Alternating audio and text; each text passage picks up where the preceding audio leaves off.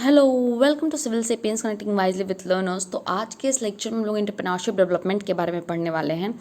Basically इस lecture में हम लोग देखेंगे कि एंटरप्रेन्योरशिप क्या है, एंटरप्रेन्योर किसको कहते हैं, एंटरप्रेन्योरशिप डेवलपमेंट किसी भी कंट्री के लिए कैसे हेल्पफुल रहता है।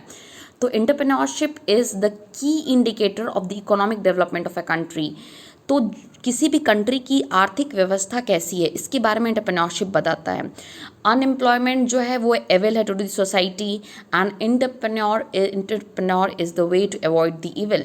अब मॉडर्न एज में जब भी इंडस्ट्री की बहुत सारी ग्रोथ हो गई, industries he main source of employment हैं, तो गवर्नमेंट अब बहुत ज़्यादा लोगों को एम्प्लॉयमेंट, सब लोगों को गवर्नमेंट सर्विस प्रोवाइड नहीं कर पा रही है क्योंकि हमारी कंट्री की पॉपुलेशन बहुत ज़्यादा है। और मेन प्रॉब्लम जो अनएम्प्लॉयमेंट की है that is only because of large population. और जो ज़्यादातर लोग हैं वो एग्रीकल्चर में काम करते हैं because of the large population. तो और जो मेजर पॉपुलेशन है इंडिया की वो विलेजेस में रहती है। विलेजेस ट्रेडिशनल होते हैं, वो एग्रीकल्चर पे डिपेंडेंट होते हैं। तो जो इकोनॉमिक ग्रोथ है विलेजेस की, स्पेशली रूरल एरियाज़ की, वहाँ थोड़ी कम है। क्योंकि इंडिया एक डेवलपिंग कंट्री है तो वहाँ पे इकोनॉमिक ग्रोथ को हमें बढ़ाने के लिए, इस अनएम्प्लॉयमेंट की प्रॉब्लम को सॉल्व करने के लिए, प्रमोट करने के लिए एम्प्लॉयमेंट, हमें डिफरेंट डोमेस्टिक प्रोडक्ट्स जैसे एग्रीकल्चर, मिल्क कोऑपरेटिव्स डिफरेंट सारे एरियाज़ में ओपन करने होंगे through different entrepreneurs, various entrepreneurs. तो इसके वजह से हम अपनी कंट्री की इकोनॉमिक ग्रोथ को अचीव कर सकेंगे। जो भी रिसोर्सेज अवेलेबल हैं उनको यूज़ करेंगे। तो गवर्नमेंट ने बहुत सारी स्कीम्स भी चलाई है एंटरप्रेन्योरशिप डेवलपमेंट के लिए, ताकि बहुत सारे लोग पार्टिसिपेट करें और हमारे कंट्री की जो इकोनॉमिक डेवलपमेंट है वो अच्छे से हो सके। तो एंटरप्रेन्योरशिप बेसिकली कोई भी पर्सन, व्हाट इज़ एंटरप्रेन्योर? तो entrepreneur is basically an individual who, rather than working as an employee, runs a small business or assumes all risk and rewards of a given business venture or ideas।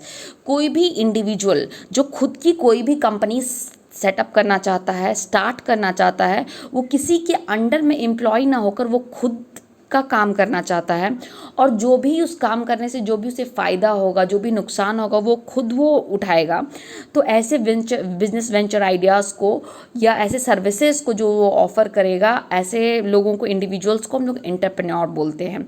और ये जो common word total entrepreneur एक French word से आया हुआ है जिसका meaning होता है to undertake. In business it means to start a business. मैंने बताया कि एंटरप्रेन्योर एक फ्रेंच वर्ड है जिसका मतलब होता है to, in order to undertake something. कुछ भी आप काम करते हो, बिजनेस को स्टार्ट करते हो, उसी को हम लोग एंटरप्रेन्योर बोलते हैं। तो एंटरप्रेन्योर एक पर्सन है जिसके पास हाई एप्टीट्यूड होता है, जो कि चेंज ला सकता है। तो कोई भी पर्सन जो खुद के लिए काम कर रहा है उसी को हम लोग क्या बोलते हैं? एंटरप्रेन्योर बोलते हैं। तो एंटरप्रेन्योर के पास कैसे आप डिफाइन करोगे कि वो पर्सन एंटरप्रेन्योर है या नहीं? तो एंटरप्रेन्योर होने के लिए उससे कुछ सर्टेन आइडियाज़ लेने चाहिए, जैसे कि वो इनिशिएट करेगा किसी भी पर्टिकुलर आइडिया को, किसी के पास कोई आइडिया होनी चाहिए। नेक्स्ट है कि आफ्टर आइडिया इनिशिएट करने के बाद वो प्लान्स को फॉर्मुलेट करेगा कि कैसे वो एक्ट करेगा, और उसके पास जो भी रिसोर्सेज अवेलेबल हैं उसको प्रॉपरली यूटिलाइज करेगा, ऑर्गेनाइज करेगा रिसोर्सेज को, और फिर अपने प्लान को एक्शन में पुट करेगा और फाइनली अपने गोल को अचीव कर लेगा। तो ये सारे एंटरप्रेन्योर बनने के लिए एक प्रोसीजर है। तो आइडियाज़ लाने के बाद उसे फॉर्मुलेट करना आना चाहिए, उसको ऑर्गेनाइज करना आना चाहिए, जो भी रिसोर्सेज अवेलेबल हैं उनमें ही काम करना है, और put the plan into action. अब जैसे कि अब मान लो आपके पास कोई प्लान है लेकिन आप उस प्लान को एग्जीक्यूट नहीं कर पा रहे हो, ऐसा कोई प्लान नहीं होना चाहिए।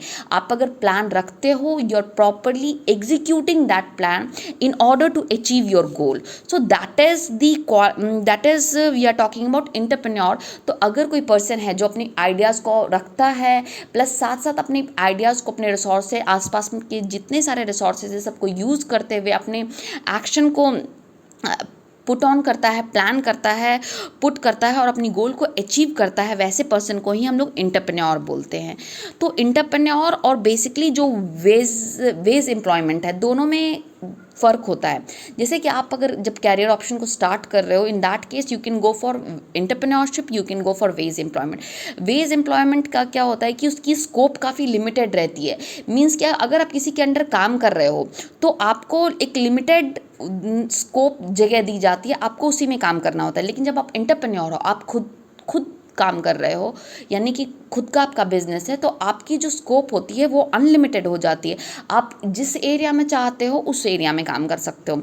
अगर वेज एम्प्लॉयमेंट की बात करें तो वो सेल्फ सैचुरेटिंग होता है, एंटरप्रेन्योरशिप सेल्फ जनरेटिंग होता है। जब आप एक एंटरप्रेन्योर हो तो आप प्रॉपरली किसी भी काम को कर सकते हो, आप खुद का रेवेन्यू जनरेट कर सकते हो। लेकिन वेज एम्प्लॉयमेंट है, अगर आपकी सैलरी, आप कहीं काम कर रहे हो, आपकी सैलरी फिक्स कर दी गई, तो आप कितना कम काम करो या ज़्यादा काम करो, आपको सैलरी उतनी ही दी जाएगी। There will be no change, that is fixed. लेकिन अगर आप अच्छा काम करते हो, जब आप एंटरप्रेन्योर हो, खुद आपने कुछ कंपनी सेटअप की है, कोई ऑर्गेनाइजेशन सेटअप किया है, तो इन दैट केस आपकी जो रेवेन्यू होगी वो सेल्फ जनरेटिंग होगी।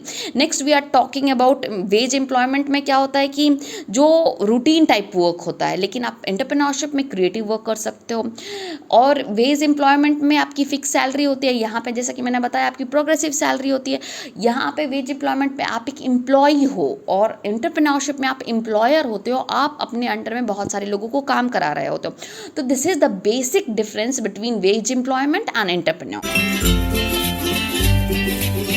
तो अगर आप एंटरप्रेन्योर बनना चाहते हैं तो उसके लिए एक एंटरप्रेन्योरशिप की एक प्रोसेस है। प्रोसेस क्या है?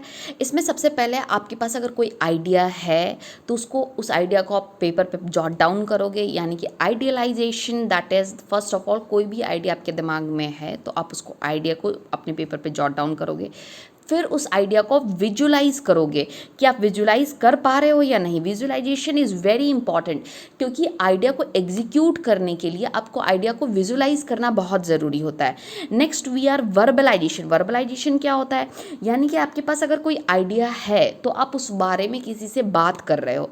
When you are talking about the idea, जैसे कुछ लोग होते हैं, आप उनसे बात कर रहे हो तो they will just tell you कि ऐसा पॉसिबल नहीं है।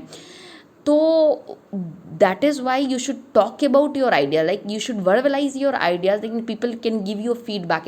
It could be negative, it could be positive. Feedback positive भी हो सकता है, नेगेटिव भी हो सकता है, but you have to just think on कि आप अपने आइडिया को विजुलाइज करने के बाद वर्बलाइज कर रहे हो, यानी कि you can put them into action, आप उसको एग्जीक्यूट कर सकते हो। And last but not least is materialisation. Materialisation क्या है कि इसमें क्या होता है कि आप मेटेरियलाइज करते हो उसको, चीज़ों को, सारे रिसोर्सेज जो अवेलेबल है उसको ऑर्गेनाइज कर रहे हो, उसको प्रॉपरली हैंडल करने के बाद आप अपनी गोल को अचीव करने की कोशिश कर रहे हो।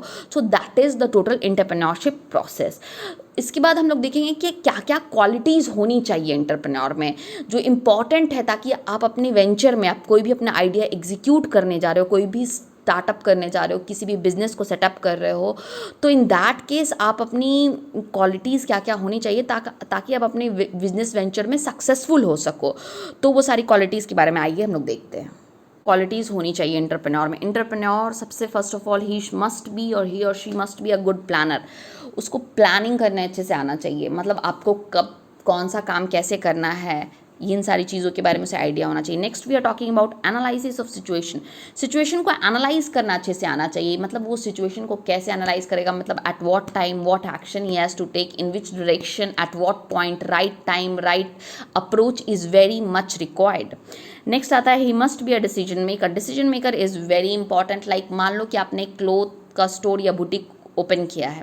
इन दैट केस आपने क्या किया कि एक पर्टिकुलर डिज़ाइन का बहुत सारे आपने आइटम्स परचेज कर लिए और 2 ही महीने के बाद वो आइटम आउट ऑफ मार्केट हो गई, यानी कि मार्केट में अब नहीं चल रही है। तो इन दैट केस आपको लॉस हो जाएगा। क्यों? क्योंकि आपने जो डिसीजन लिया था that was not up to mark. आपको उतने सारे लिमिटेड पीसेस खरीदने थे जितना आपने सोचा है कि आप रिस्क ले सकते हो। हाँ, you can go about it. तो if you are purchasing more than required, आप वेस्टेज करोगे and you will have a loss also. So he must be a decision maker. एक अच्छा डिसीजन मेकर होना बहुत ज़रूरी है। Next we are talking about the leadership quality. So leadership quality is very much important.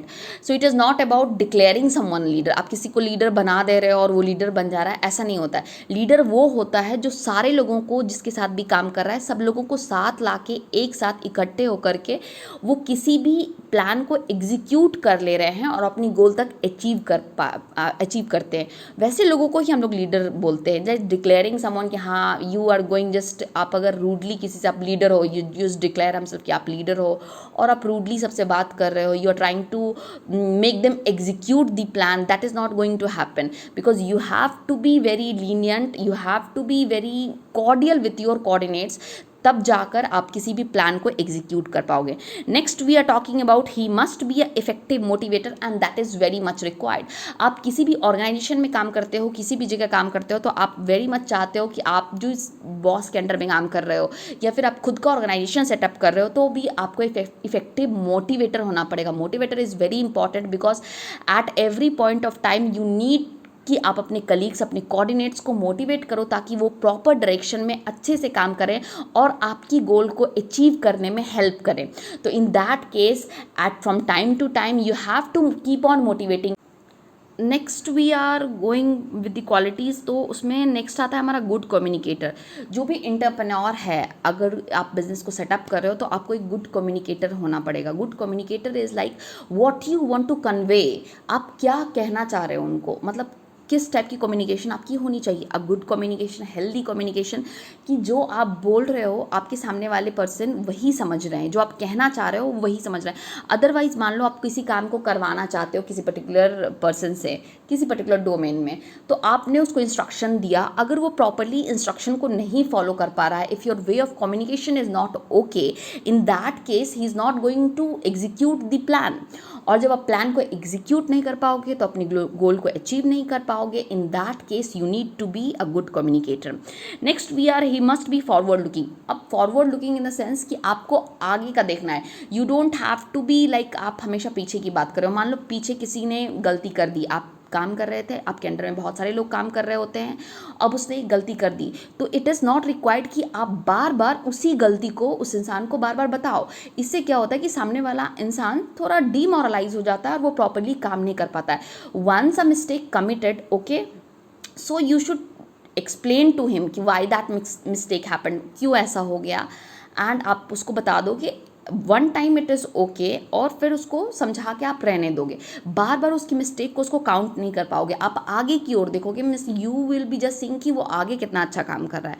So that is forward looking. Next is he must be a risk taker. Risk taker in the sense कि उसे risk लेना आना चाहिए, वो कितना calculated risk ले सकता है ताकि उसे बहुत ज़्यादा प्रॉब्लम भी नहीं हो फाइनेंशियली, तो इन सारी चीज़ों के बारे में उसे आइडिया होना चाहिए। Next he must be effective controller. What do you mean by controller? Is controller is not something that controls everything, means कि you have to give the right approach to every person, ताकि हर person अपना काम को properly execute कर रहा है और अपने प्लान को प्रॉपरली पुट इनटू एक्शन कर रहा है ताकि आप अपने गोल को अचीव कर सको। Next he must be devoted to work, like he must not be lethargic, he must not be lazy. उसको ओपन माइंडेड होना पड़ेगा, थोड़ा कॉन्फिडेंट होना पड़ेगा, क्रिएटिव होना पड़ेगा, कॉम्पिटिटिव होना पड़ेगा in order to be successful and effective entrepreneur. He must be devoted to work, I said it, and initiate करना किसी भी एक्शन को आना चाहिए। उसके अंदर जो वर्क कल्चर होना चाहिए, एक स्ट्रॉन्ग वर्क कल्चर। आप देखते हो कि बहुत सारे लोग ऑफिस को क्विट नहीं करते हैं, वो they quit their bosses. We have gone through this course also कि they quit, people don't quit office, they quit bosses.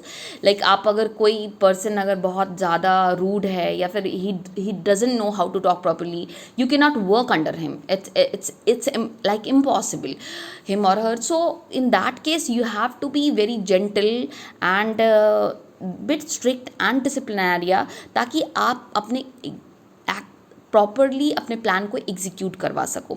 So these are the qualities of entrepreneur. Hope आप सब लोगों का क्लियर है। और अगर आपको कोई भी क्वेरीज है, कोई सवाल पूछना चाहते हैं, कोई सुझाव देना चाहते हैं, तो प्लीज़ मुझे कमेंट सेक्शन में बताइए। अगर आप चाहते हैं मैं किसी पर्टिकुलर टॉपिक पे वीडियो बनाऊँ तो भी मुझे कमेंट सेक्शन में बताइए। और please subscribe to the channel because this will keep us motivated. और मैं आपके लिए और अच्छे अच्छे वीडियोज़ लेकर आती रहूँगी। आप हंसते रहिए, मुस्कुराते रहिए। आपका दिन शुभ हो। धन्यवाद।